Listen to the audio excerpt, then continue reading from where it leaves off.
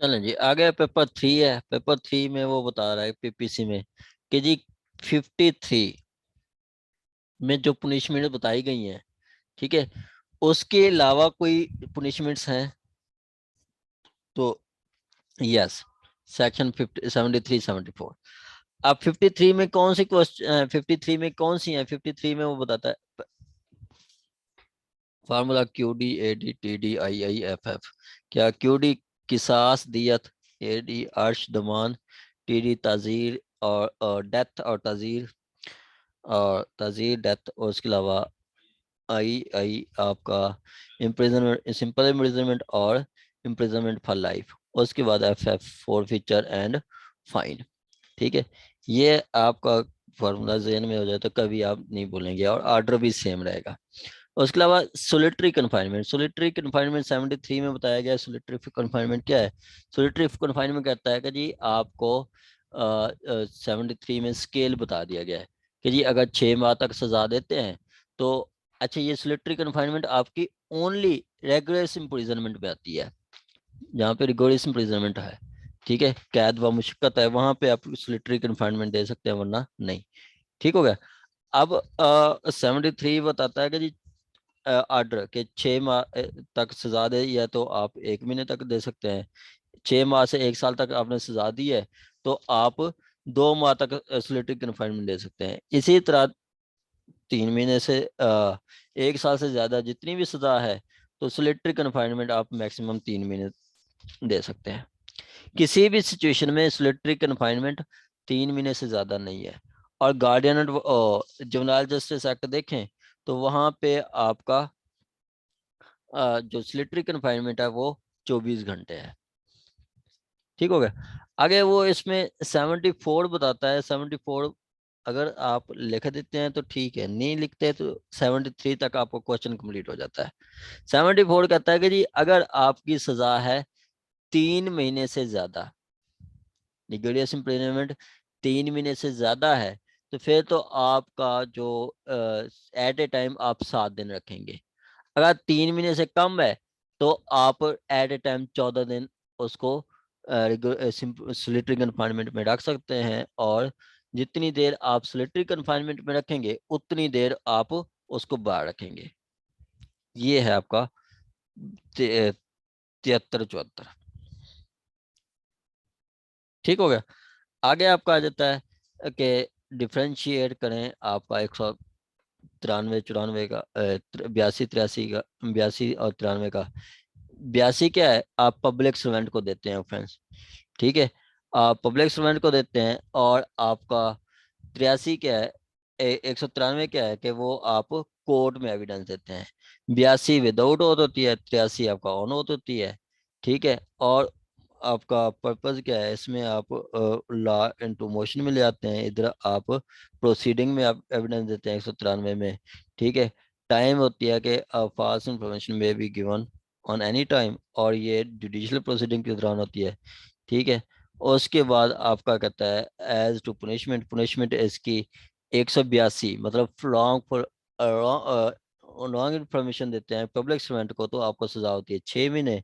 इसी तरह आपको देते हैं तो वो आपको अप टू 7 इयर्स तक फाइन हो सकती है। ठीक हो गया। उसके बाद स्कोप इंफॉर्मेशन का वाइडर है, इधर लिमिटेड है। और उसके अलावा आपका relation, as to relation information can be given by any person not concern with the matter. जैसे आपका आप बाहर जाते हैं, मर्डर देखते हैं कि किसी का मर्डर हुआ है, तो आप इंफॉर्मेशन दे सकते हैं। आपका उससे कोई इंटरेस्ट नहीं है, कोई मैटर में कोई इंटरेस्ट नहीं है। ठीक है, जबकि एविडेंस तो आपका कंसर्न बंदा देता है, जो जानता होता है, जो मैटर के बारे में जानता होता है, वो एविडेंस उसकी होती है। ठीक है, इंफॉर्मेशन कोई भी दे सकता है। आगे कहता है to presentation it is not necessary that the person who give must present when information is given. ठीक है, कहता है इंफॉर्मेशन वो जरूरी नहीं है कि खुद जाके दें, जबकि एविडेंस तो आप खुद जाके देनी होती है आपको। ठीक हो गया। आगे आपका कहता है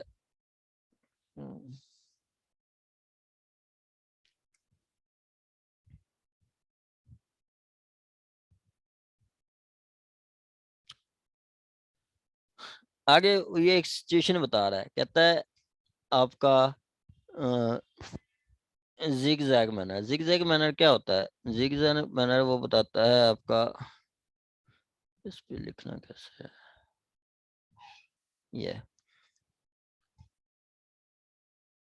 हम्म, हम्म, ये देखें, ये आपकी जिग जैग मैनर है।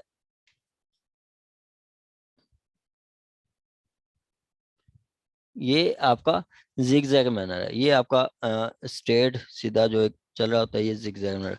कहता है वो जो आपका ये बंदा है सलीम, ड्राइविंग कर रहा था जिग जैग मैनर में, ठीक है, और वो 3 पॉइंट्स पे वो लग जाता है। एक पे तो वो उसको इंजरीज आती हैं, ठीक है, एक जगह पे वो इंजरी काज करता है। सजा दामिया, सजा दामिया आपका A6 में आता है, जिसकी 14 साल तक सजा है, ठीक है। उसके बाद अ, श- अ,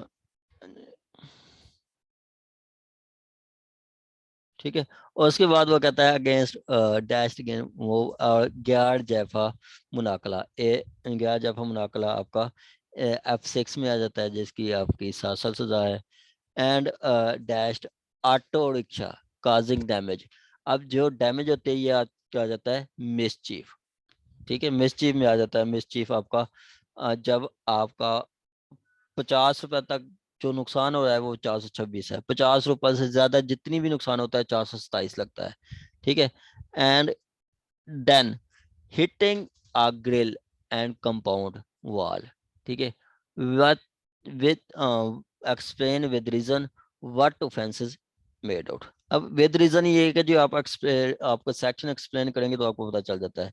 सबसे पहले तो वो कहता है हर्ट कर रहा है, 337 जी में देखें तो हर्ट की वो रैश नेग्लिजेंट ड्राइविंग के साथ जो हर्ट करते हैं 337 जी लगता है, ठीक हो गया। और उसके बाद वो दो तीन ये खुद बता दिया उसने, A6 और F6 ये उसने बता दिया है। साथ आपने वो ऑटो रिक्शा को काज किया तो वो मिसचीफ किया है, ये आपकी ऑफेंसेस है, ये आपने बता देना है, ठीक है, इनको एक्सप्लेन करना है।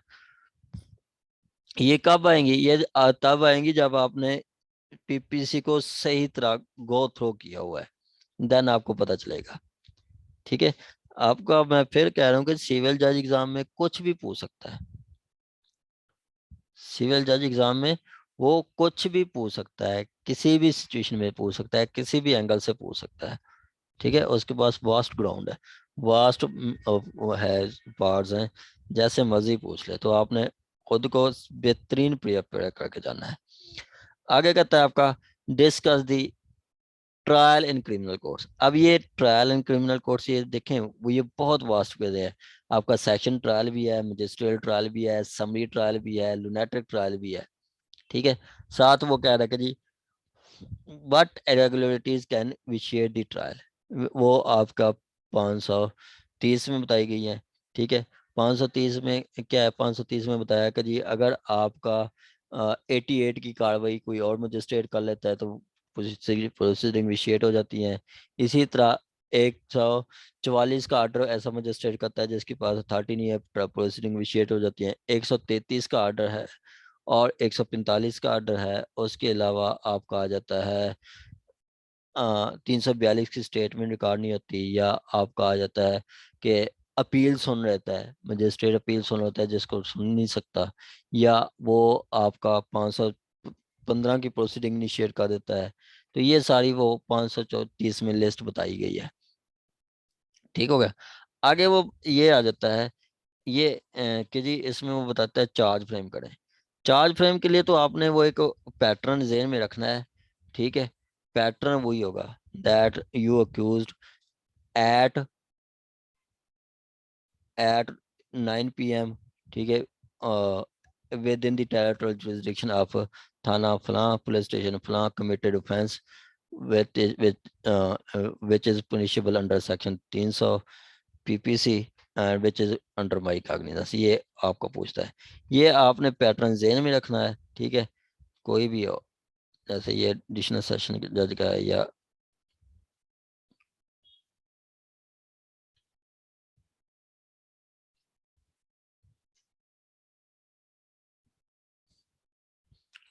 ठीक है,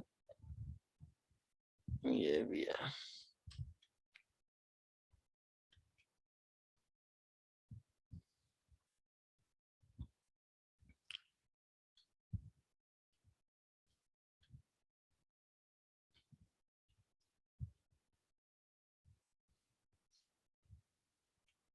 ठीक है, दैट ऑन स्टेटमेंट पढ़ के फिर मैं आपको पढ़ता हूँ।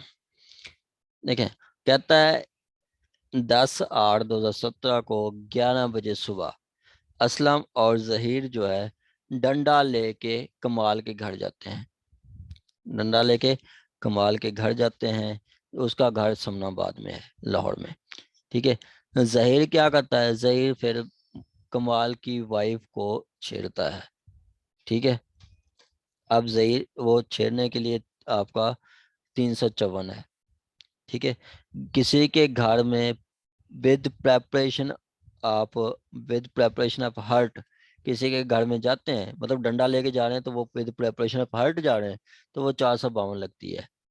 ठीक है, और आगे वो कहता है कि जी ये जाते हैं, जहीर जो है उसकी वाइफ की मोडिस्टी को आउटरेज करता है, तो 354 सिर्फ जहीर पे लग रही है। उसके बाद वो कहता है कि आपका ही इन्फ्लिक्टेड डंडा ब्लो। ठीक है, कौन, जहीर के डंडा ब्लो, डंडे का वार किया है किस पे, Kamal, hitting on head and leg, उसके सर पे भी लगा है, उसके टांगों पे भी लगा है। तो मेडिकल ऑफिसर ने ऑब्जर्व किया है कि एक तो शज्जा खफीफा हुआ है, शज्जा आमा हुआ है, और गयार जाफा मुदिया हुआ है। ठीक है, शज्जा खफीफा A1 में आ जाती है, शज्जा आमा होती है आपका A5 जब when wound touches the membrane of school, कि आपका वो मेम्ब्रेन के दिमाग की मेम्ब्रेन को जब वाउंड टच करता है तो उसको शज्जामा कहते हैं। अब जब वो रैप्चर कर दे माइंड की मेम्ब्रेन को तो उसको कहते हैं A6 दामिया। तो यहाँ पे वो टच सिर्फ शज्जा आमा बता रहा है तो A5 में है। ठीक है, और उसके बाद वो शज्जा मुदिया भी बता रहा है, शज्जा गया जफा मुदिया, ये 337 F4 में आ जाता है, जिसकी सजा है आपकी 5 साल। ठीक हो गया। तो आगे आपका अ, साथ वो बताता है कि ये हो गया। साथ बताता है Aslam, Aslam abetted the occurrence, their names find mention in column number 3। ठीक है, अब ये 3 नंबर कॉलम में कौन होते हैं, 3 नंबर का 173 की रिपोर्ट देखें, 3 नंबर कॉलम में वो होते हैं जिनको चालान किया जाता है और जेरे हिरासत होते हैं, मतलब इनकी बेल नहीं हुई, दोनों जेरे हिरासत हैं। कलाम चलान चलान के कलम क्या है, पहला आपका आ जाता है कंप्लेनेंट का नाम, दूसरा ऐसे लोग जो चलान नहीं किए गए, मतलब बेगुनाह हो गए या इश्तिहारी हैं या जिनकी डेथ हो जाए। तीसरे नंबर पे आ जाता है जो चलान किए गए हैं, जो चलान किए गए मतलब जो जेर हिरासत है, और 4 में है जो बेल पे है। ठीक है, 5 पे आपका आ जाता है गवान का नाम, 6 पे आपका सूट प्रॉपर्टी आ जाता है, 7 में मुख्तसर वक़ूआ।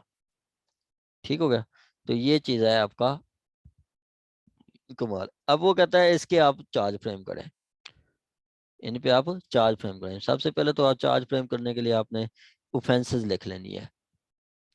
ठीक है, क्या ऑफेंसेस लिख लेनी है। ऑफेंसेस जैसे ये बताया गया है आपका 452 बन रही है कि मतलब प्रेपरेशन फॉर हर्ट, आप किसी के घर में नहीं जाते हैं, और ये 337 F4 F3 F6 F और F5, और आपका 354, साथ ही आपका 452 और 114। 114 ये होता है, देखें असलम ने क्या किया है, अक्रेंस को अबेट किया है। 114 कहता है कि जब अबेटर अक्रेंस पे प्लेस पे मौजूद हो तो ये समझाता है कि ये उसने ऑफेंस कमिट किया है। तो ये अबेटर जो है असलम, ये मौजूद भी है। ठीक है, ये उस जगह पे मौजूद भी है, तो उसने क्या किया, वो 114 पे लगेगा। ठीक है, अब ये देखें सारी ऑफेंसेस देखें, उसमें 10 साल तक सजा है। मैक्सिमम जो है आपकी A5 है उसकी 10 साल सजा है, बाकी आप 354 देख लें, 452 देख लें, 7 साल सजा है। F4 की 5 साल सजा है, A1 की 2 साल सजा है, A5 की सजा है 10 साल, और 354 की 2 साल सजा है। ठीक है, साथ अबेटर को भी वही सजा होती है, तो 10 साल तक सजा है। अब 10 साल तक सजा है तो ये आपका मजिस्ट्रेट 30 सुन सकता है। ठीक है। मजिस्ट्रेट 30, तो आपने जब चार्ज फ्रेम करना है तो आपने सेशन जज नहीं लिखना। ठीक है। मजिस्ट्रेट फर्स्ट क्लास या थर्ड क्लास भी नहीं लिखना, वो गलत हो जाएगा, मजिस्ट्रेट 30 लिखना है। ठीक है। मतलब यहाँ पे आपने लिखना है in the court of magistrate 30, in the court of mister mister Ayesha Mushtaq magistrate section 30 Lahore. ठीक हो गया। आगे नीचे आपने लिखना है कि जी state versus Aslam and Zaheer. ठीक हो गया। असलम एंड जहीर, साथ FIR नंबर दे देना है, कोई भी ABC या जो भी है, ऑफेंस बता देनी है ये सारी, और थाना समनाबाद लाहौर। ठीक हो गया। चार्ज बताना है कि जी I miss Ayesha Mushtaq magistrate section 30 hereby charge you accused, वो आपका नाम मेंशन कर देना है। ये तो दोनों का कार्य है, यहाँ पे आपने अकेले के लिए करना है तो अकेले आपने पहले करना है आपका जहीर का, फिर असलम का। You accuse mention you accuse mister Zaheer, mister Zaheer पे चार्ज लगाएंगी तो मिस्टर जहीर पे 4 चार्ज लगेंगे। 4 कौन से? मिस्टर जहीर पे सबसे पहले जो चार्ज लगाएंगी, that you and that on, जो आपने उधर डेट बताई हुई है, ठीक है, उस डेट को that on 10/8/2017 in the area of Samanabad within the territorial jurisdiction of Samanabad, you accused enter in the house of complainant. ठीक है। With fire with danda below. ठीक है। So you have committed offence under section 452। ठीक है। Within the which is punishable 452 and with which is under my cognizance, ये आपने लिखना है। ये इधर मैंने आपको इधर भी आपका भेजा है यहाँ पे, तो ये इधर भी एक है चार्ज 8, इसमें भी एक सीधे सीधे मैंने चार्ज बताया आपको।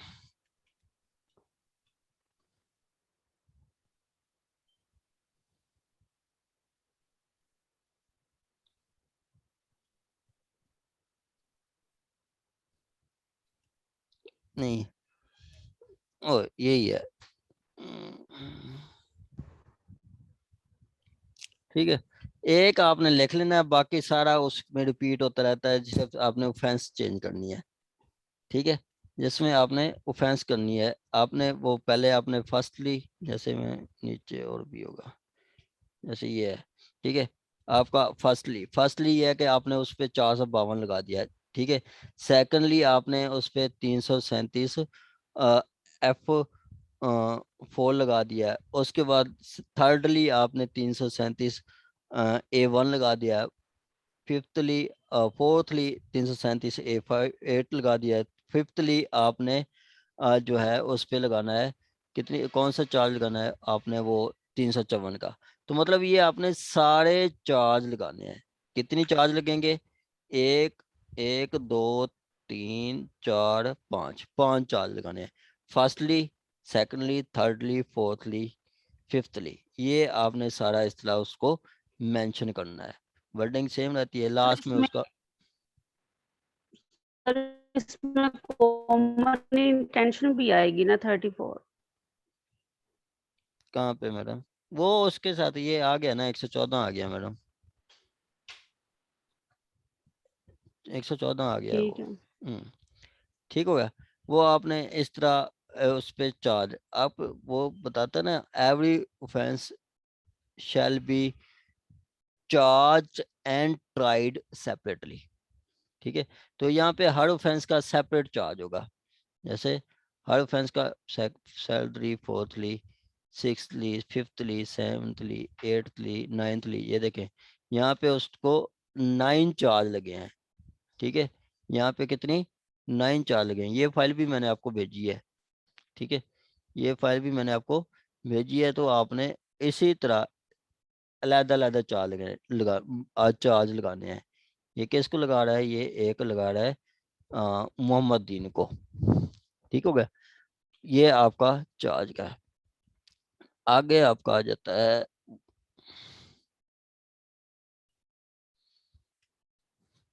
आगे आ जाता है बेल ऑर्डर आपने लिखना है। क्या करना है? बेल ऑर्डर लिखना है। बेल ऑर्डर को लिए भी मैंने आपको एक बेल ऑर्डर लिखा है, बताया, और उसके अलावा मैंने आपको एक बताया भी था लाइफ।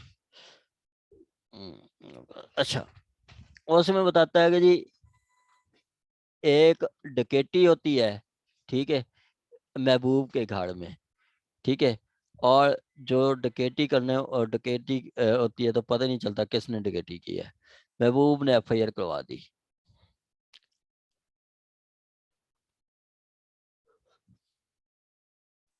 अननोन पर्सन के खिलाफ एफआईआर करवा दी। अब अननोन पर्सन के खिलाफ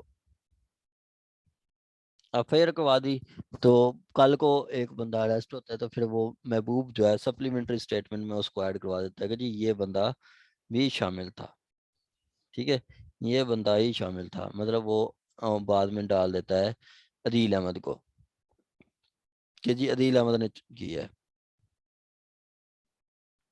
अदील अहमद ने चोरी की है या डकैती की है। तो फिर वो कहता है कि जी आप एक बेल ऑर्डर लिखें जिस पे आपने बेल ग्रांट करनी है, जिस पे आपने बेल ग्रांट करनी है। मैंने आपको ना एक बेल ग्राउंड्स के बेल के पे ऊपर भी मैंने आपको एक डॉक्यूमेंट शेयर किया है, वो सारे ग्राउंड्स यही हैं। जब आपने बेल लेनी है तो आपने कहना है कि जी वो नॉमिनेटेड है, नॉमिनेटेड नहीं है, डिले है, और स्पेसिफिक रूल नहीं है, पहले कोई ऑफेंस कमिट नहीं की, ठीक है, और हीनियस ऑफेंस नहीं है, ये प्रोहिबिटरी क्लाज में फॉलो नहीं करता, ये आपने लिखना है। जब आपने बेल नहीं लेनी, बेल रिफ्यूज करनी है, तो वह आपने बता देना है कि जी स्पेसिफिक ऑफेंस रूल दिया गया है इसको, डिले भी कोई नहीं है, ये प्रीवियसली कन्विक्टेड है, प्रीवियसली चार्ज है, तो आपने ग्राउंड्स बता लेनी है। ठीक हो गया। इस पे मैंने आपको ये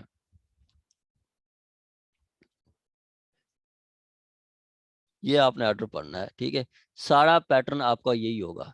कोई भी आपका आ जाती है ना पोस्ट, ये पोस्ट अरेस्ट, ठीक है, वो अरेस्ट हुआ है बंदा, ठीक है, पोस्ट अरेस्ट, सारा पैटर्न आपका यही होगा, ठीक है। ये कामरान वर्सेस स्टेट, यहाँ पे वही है कि मतलब कोई मुलजिम है, जो भी मुलजिम है उसका नाम आएगा versus state, FIR number, offences और थाना।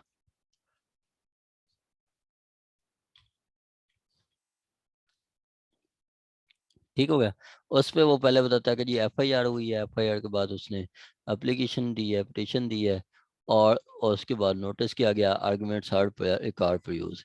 और उसमें कहता है perusal of record will show that there is delay of 4 days।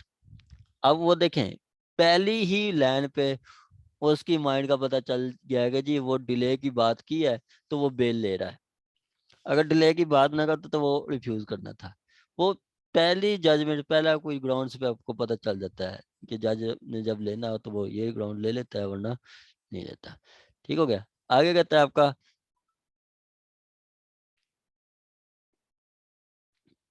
जो है कहता है डिले है, उसके अलावा 4 दिन का डिले है which is not plausibly explain by, मतलब डिले 1 दिन का भी हो तो एक्सप्लेन करना था। No specific injury attributed to accuse. अब पता नहीं है कि जी ऑफेंस अक्यूज ने कौन सा एक्ट किया है जिससे इंजरी काज की हुई है, कोई स्पेसिफिक इंजरी मतलब जो है एट्रीब्यूट नहीं की गई। जैसे हम एफआईआर पढ़ते हैं ना, तो वो लिखते हैं कि जी अली के वार से, अली का एक वार कंप्लेनेंट के सर पे लगा और उसका सर फट गया, तो जो आपका उस पे आ जाएगी मतलब A1 A2 A3, वो अली पे ही आएगी। ठीक है, तो ये इसको कहते हैं कि जी इंजरी एट्रीब्यूट करना। तो ये ऐसी कोई इंजरी भी है उसको एट्रीब्यूट नहीं की गई। Perusal of record further sure that physical remand, 6 दिन का रिमांड दिया गया, कोई रिकवरी नहीं हुई, मतलब कोई उससे कोई ऐसी रिकवरी नहीं हुई जिससे ऑफेंस कमिट हुई हो। और उसके बाद कहता है जो ये ऑफेंसेस हैं F1 L2 354, ये बेलेबल नेचर हैं,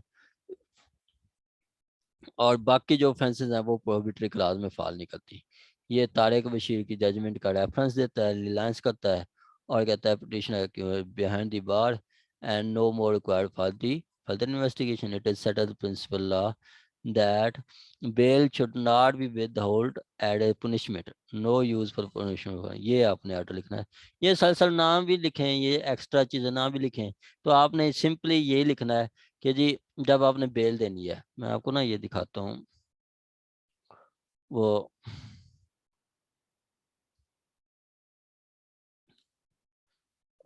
एक मैं दिखाता हूँ आपको।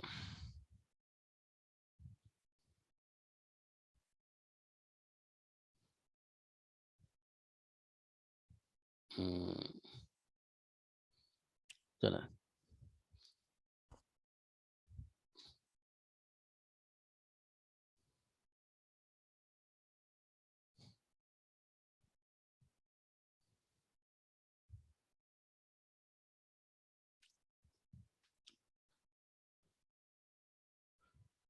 जब आपको कहे ना कि आपने बेल लेनी है, ठीक है, तो आपने ये ग्राउंड्स लिखनी है कि जी आपने बताना है कि जी एफआईआर में स्पेसिफिक रूल नहीं दिया गया, या एफआईआर डिले इतनी है, या प्रोहिबिटरी क्लास में वो फॉल नहीं करता, ऑफेंस सीरियस नेचर का नहीं है, प्रीवियस इनमिनिटी थी, ठीक है, ये ऑफेंसेज हैं जो इसमें आप बेल ले सकते हैं। अब जब आपने को कहा कि जी बेल रिफ्यूजल का ऑर्डर लिखना है, तो फिर आपने ये डिस्कस नहीं करना, फिर आपने डिले डिस्कस नहीं करना, फिर आपने उसका वो स्पेसिफिक रूल डिस्कस नहीं करना।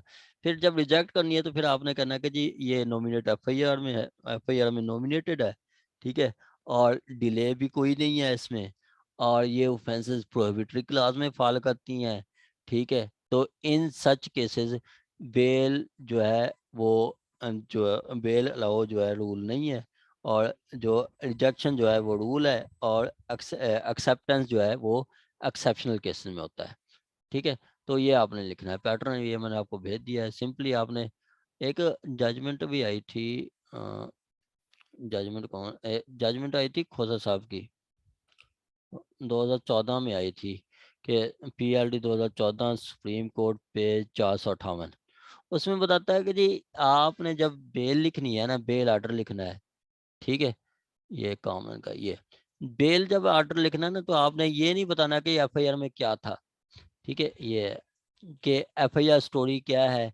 जैसे इन्होंने कहा कि जी ये प्लेंटिफ ने ये कहा, ठीक है, कि ये मतलब ये आपका पिटिशनर, मतलब मैंने जाके कोर्ट को ये कहा कि जी आर्गू किया कि जी फॉल्सली इम्प्लीकेटेड है और प्रीवियसली नॉट कन्विक्टेड है, ऑफेंस गवर्नमेंट के थे, तो ये मेरे आर्गूमेंट्स लिख रहे हैं जज साहब, ठीक है। तो वो जो जजमेंट है पीएलडी 2014 सुप्रीम कोर्ट पे 458, वो कहते हैं जज साहब ने कहा कि जी आपने ना ही एफआईआर की स्टोरी लिखनी है, ना ही कौंसल के आर्गूमेंट्स के लिखने की जरूरत नहीं है। आप जस्ट लिखें कि बेल फाइल हुई है, आर्गूमेंट्स आर रिकॉर्ड प्रोड्यूस्ड, ठीक है, और आपने आगे आर्डर लिख देना है, आर्डर यही कि डिले है और प्रोहिबिटरी क्लास में फॉल नहीं करता, तो इन सिचुएशन में बेल राइट होता है, तो मैंने बेल दे दिया। रिफ्यूज़ल जो है वो एक्सेप्शनल है, ठीक है, तो मैंने बेल दे दिया। तो ये आपने इसमें बता देना है। आगे आ जाता है आपका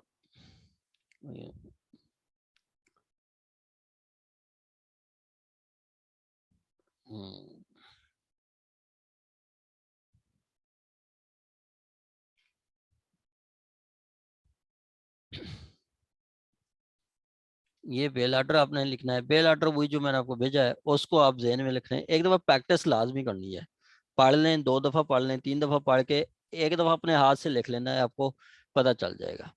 उसके बाद आ जाता है आपका बेल अरेस्ट ऑफ जुवेनाइल, ठीक है, और बेल ऑफ जुवेनाइल। अरेस्ट कैसे, जब अरेस्ट होता है तो जो है वो एसएचओ को कहा जाता है कि जी आप इसके पेरेंट्स ढूंढें, और साथ ही उसका मतलब गार्डियन की बात करता है, और साथ ही प्रोबेशन ऑफिसर को कहें कि रिपोर्ट बनाए। साथ जो अरेस्ट के बेल क्या है, उसकी बेल उसकी हो जाती है कब, बेल उसकी हो जाती है हाँ, मतलब जो है बेलेबल ऑफेंस में बेल दे देते हैं। अगर उसको नहीं भी है, मतलब उसको लगता है कि जी फर्दर कोई उस सीरियस ऑफेंसेस में इन्वॉल्व हो जाएगा, तो बेल नहीं दी जाएगी। जब बेल देंगे तो वो सूटेबल पर्सन को भेज देंगे, ठीक है, या छोटी को दे देंगे, या अगर बेल नहीं देते तो सूटेबल पर्सन को भेज देंगे। आगे वो कहता है कि जी प्रोबेशन ऑफिसर जो है वो release on juvenile probation, probation पे कब रिलीज करती है? जब वो रिपोर्ट आ जाती है, उनको लगता है कि जी ये कोई ऑफेंस नहीं कमिट करेगा, तो उसको बेल पे रिलीज कर जा, प्रोबेशन पे भी रिलीज किया जा सकता है। ठीक है, या जब कन्विक्शन होती है तो कन्विक्शन पे भी उसको प्रोबेशन पे भेज दिया जाता है अगर उसकी एज 16 साल से कम है। आगे वो कहता है कि जी क्या तरीकेकार है जब पता चलेगा कि ये जुवेनाइल है? तरीकेकार वही है कि जी उसकी डेट ऑफ बर्थ देखी जाती है। कैसे देखी जाती है? वो उसके एजुकेशनल डॉक्यूमेंट्स से। एजुकेशनल डॉक्यूमेंट्स कौन से? कि आपका उसका बर्थ सर्टिफिकेट या एजुकेशनल डॉक्यूमेंट्स या एफआरसी या अदर पर्टिनेंट डॉक्यूमेंट्स, कोई भी हो सकता है। अगर ये सब कुछ नहीं है तो फिर कोर्ट उसका ओसिफिकेशन टेस्ट लेगी। ओसिफिकेशन टेस्ट कैसे? क्या? उसकी आंखें देखेंगे, उसके नाखून देखेंगे, हड्डियां देखेंगे, बाल देखेंगे, तो वो टेस्ट करके पता चल जाता है कि ये बंदे की एज ये हो सकती है। हम जब आईडी कार्ड बनवाते हैं तो उसमें भी कोड ओसिफिकेशन टेस्ट भेज देती है कि जी जब हम कहते हैं कि जी हमारी ये डेट ऑफ बर्थ नहीं है, हमारी ये डेट ऑफ बर्थ नहीं है, तो उसमें भी कोड ओसिफिकेशन टेस्ट रखवा देती है। मैंने सूट पाल किया, उसमें माँ की एज थी 1958 की, बेटे की एज है जी जो कार्ड इशू किया है 1960 की, 2 साल का फर्क, तो वो अननेचुरल फर्क है, अननेचुरल। तो उसका फिर वो बाद में बेटे का ओसिफिकेशन टेस्ट हुआ तो फिर कर दिया। आगे आ जाता है जी genuineness of letter is dispute. जब लेटर डिस्प्यूट में आ जाता है तो हैंड राइटिंग को कैसे डिस्प्यूट और प्रूव किया जाता है? ये बार बार क्वेश्चन आ रहा है। ये एडीपीपी में भी 2 दफा क्वेश्चन दे चुका है, सिविल जज में भी ये आ रहा है। तो ये इसको आपने हैंड राइटिंग वाले क्वेश्चन को अच्छी तरह करना है, मतलब एक्सपर्ट ओपिनियन 59 से 65 तक अच्छी तरह आपने करना है। ठीक हो गया। आगे वो तो बताता है कि जी principle 5 principles of classes of facts जो कि रेलिवेंट हो, declare to be relevant by QSO. QSO कौन से? आपका ऐसा फैक्ट जो काज करे, ओकेजन करे, वो रेलिवेंट है। आपका ऐसा फैक्ट जो मोटिव को मोटिव बताए, प्रिपरेशन बताए, रेलिवेंट है, 21 में बताया गया। ऐसे फैक्ट जो आप किसी चीज़ को या पर्सन को आइडेंटिफाई करें, रेलिवेंट है।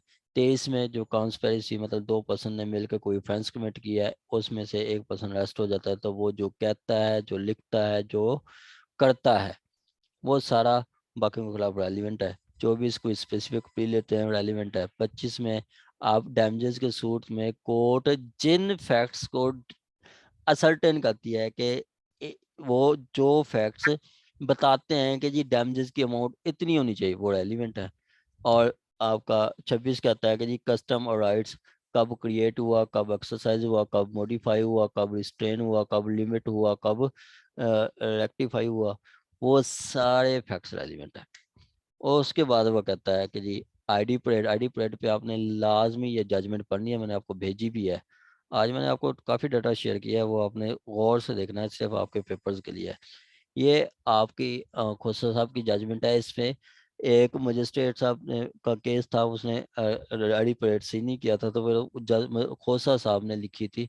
खोसा साहब जिसको आसिफ सईद खोसा साहब, जिसको क्रिमिनल का चैंपियन कहा जाता था, चैंपियन। बहुत ज़्यादा जजमेंट्स लिखी हैं, तो ये उसकी हम काफ़ी अर्सा ही पढ़ते रहेंगे। ठीक है, तो ये 2019 SC 488, इसमें बताया गया कि एडिपरेट कैसे होगा। ठीक है, उसमें बताया गया कि 8 से 9 डमीज होंगी।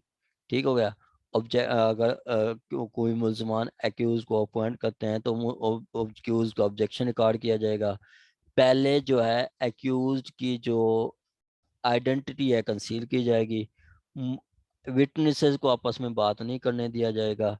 ठीक है, और उसके बाद कहता है ये किसी भी सूरत में पुलिस स्टेशन पे नहीं होगा। इस तरह की वो डिटेल के साथ बताएगी, ये आपने अच्छी तरह जजमेंट पढ़नी है। ठीक हो गया। आगे आ जाता है कि जी फंडामेंटल राइट्स 428 तक फंडामेंटल राइट्स हैं। क्या ये फंडामेंटल राइट्स आपके सस्पेंड भी हो सकते हैं? तो सर सस्पेंड 4 नहीं 8 से 28 है। मैडम 4 भी है, उसमें आ जाता है, 4 भी आपका फंडामेंटल राइट्स है। बाकी आप बिल्कुल सही कह रही हैं, 8 से 28 है। सेक्शन 4 भी आपका फंडामेंटल राइट में आ जाता है कि जी किसी को आप, सेक्शन 4 कहता है कि जी किसी को आप कोई किसी पर्सन के खिलाफ ऐसा एक्ट नहीं करेंगे जो उसकी बॉडी रेप्यूटेशन, उसकी बॉडी रेप्यूटेशन, उसकी प्रॉपर्टी, उसकी जो है कैरेक्टर को इफेक्ट करे। ऐसा कोई एक्ट आप नहीं कर सकते। ठीक है, ये चार आपने लाजमी लिखना है, बाकी 8 से 28 तक है। ठीक हो गया। और वो कहता है कि जी अगर आपकी वार की सिचुएशन है या कोई ऐसी सिचुएशन है तो आपके कुछ फंडामेंटल राइट्स सस्पेंड किए जा सकते हैं। कुछ मतलब 15, 16, 17, 18 ये, और 22, 22 है पता नहीं इस तरह का है। 15, 16, 17, 18 ये तो 24 आपके 24 वो हो सकते हैं। अब 15 क्या है कि जी फ्रीडम टू मूवमेंट, के कुछ देर के लिए आपको कह सकते हैं कि जी आपने घर से नहीं निकलना। 16 क्या है कि फ्रीडम टू असेंबली, आपको कह सकते हैं कि जी 5 बंदे इकट्ठे ना हो। 17 क्या है कि जी आप कोई एसोसिएशन के कोई पार्टी ज्वाइन कर सकते हैं, वो कह सकते हैं कि आप भी ना करें। तो ये कुछ है। किसी भी सिचुएशन में आपका सेक्शन राइट टू लाइफ जो है आर्टिकल 9 वो सस्पेंड नहीं हो सकता है। ठीक है। 10 के आपको विदाउट वारंट अरेस्ट करें या वैसे किसी अरेस्ट कर लें तो किसी सिचुएशन में वो नहीं खत्म हो सकता। ठीक है, वो खत्म नहीं हो सकता। तो ये आपका बता रहा है